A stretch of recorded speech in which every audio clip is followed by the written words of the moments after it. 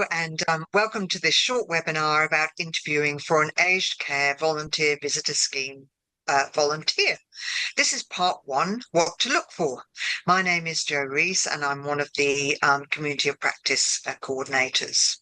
I'd like to begin by acknowledging the traditional owners of the lands on which this webinar is being recorded, the Kaurna people, and pay my respects to elders past, present and future. As ACVVS coordinators working in small not-for-profits through to large organisations with multiple volunteer programs, there will be a number of different approaches taken to how potential volunteers are interviewed. While there's no set way to interview for the right volunteer, there should be a specific list of questions to keep things equitable, however they are covered. These topics might be covered in conversation, raised by the volunteer, or introduced by the coordinator. There is a template on the portal which can be used as a guide. The key objective is to gain an understanding of whether the potential volunteer has the attributes we are looking for. In this webinar, I'm going to look more at personal attributes, not the specific requirements that can change with each organisation. The personal attributes that matter are similar, no matter what state you live in, no matter whether it's home visiting or facility visiting. Coordinators who work with specific diversities, such as COLD, LGBTI, or disability in the disability space, may be looking for some extra attributes specific to their community or diversity. But the key attributes will be the same, so that is my focus here. As a professional working with volunteers for many years, my preferred approach to interviewing is more casual. It helps to tease out the personal attributes and allow the natural person to come through as much as possible. For potential ACVVS volunteers, this can be held in a cafe, other relaxed place, online, maybe for an hour, sometimes less, whatever works for the applicant.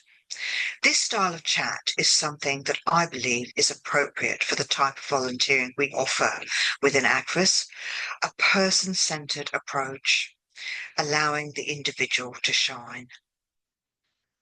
During the conversation, topics frequently just come up as we go through and chat, but if not, I can introduce them. For more depth, ask the applicant to expand on their answers. It's important to probe and to rephrase questions if the person is unable to give you the information you are looking for, as it may not have been clear to them when we ask in a particular way. As with any communication, aim to use straightforward language, avoid the use of acronyms, and make sure you leave gaps and allow time for the potential volunteer to think and answer. Don't rush them. The ACVVS volunteer role involves listening and conversation. So you can see how they are at holding a conversation with you. Do they have good listening skills? Do they interrupt? Are they interested in what you're saying and take the lead from you to grow the conversation? Do they give appropriate examples from their own experiences? Or do they talk about themselves, perhaps a bit too much, give away too much information or inappropriate information? Being mindful that they may be nervous and that some people take a while to come out of their shell and chat more. Sometimes that's not a bad thing. Those people can develop into the best visitors as they will allow their relationship with the participant to develop over time and not have expectations of immediate connection. Now I'm going to talk about the specific attributes that I am mindful of when chatting to the potential volunteer. Their motivations, current situations, availability, etc. can be summarized under the following categories. So firstly, is the potential volunteer empathetic, kind, and non-judgmental? What understanding do they have of the issues faced by older people, such as at what level is their understanding of aged care, the systems, the issues involved? Are they realistic about what is involved for them? How will they cope in an aged care facility where there are sights, sounds, etc.? That can be confronting to the inexperienced. Why do they want to be involved with ACVVS? We're always looking to understand motivation, and it can be hard to decipher, but some applicants are very good at expressing it in a clear way that isn't rote or copied from elsewhere. How reliable are they likely to be? This is a big question. How can we tell? One thing to listen out for is, are they clear and realistic about their availability now and into the next year or so?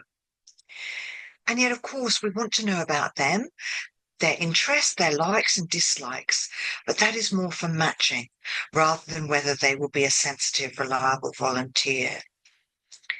I'm not expecting any one individual to tick all the boxes, and also I want to be welcoming to all who would like to visit. So, you don't know about the aged care system? Well, we can explain that to you, no problem. And during the interview, I get a sense of what information I need to cover in depth. Finally, I'd like to talk about two really key attributes.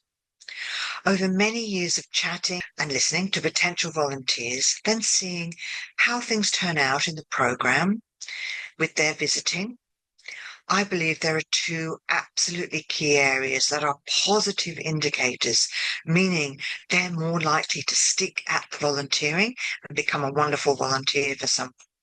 And I've labeled those two key attributes: having the heart and getting the responsibility.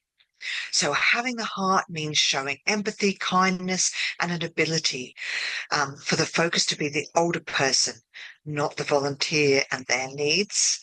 And getting the responsibility means understanding what they're taking on, including the need for constancy, reliability, and just how important that is for visiting an old person.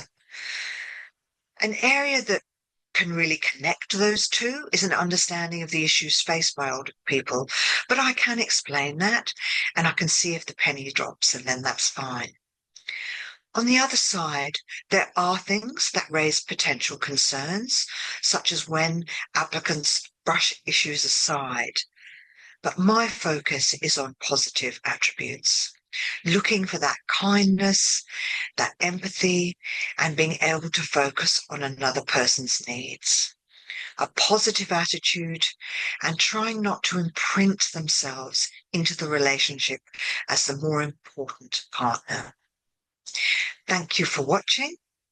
See you for part 2 next time when we'll ask some questions.